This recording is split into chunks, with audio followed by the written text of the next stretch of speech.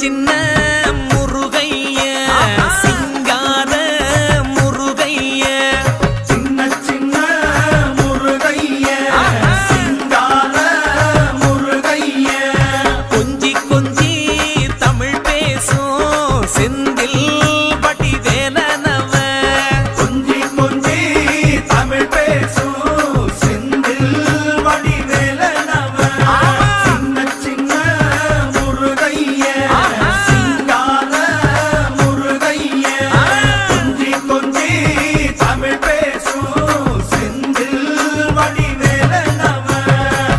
சுப்பிரமணிய சாமி என்பார், கார்த்திகேயன் என்பார், சுவாமிநாதன் என்பார், முக அமுதன் என்பார்,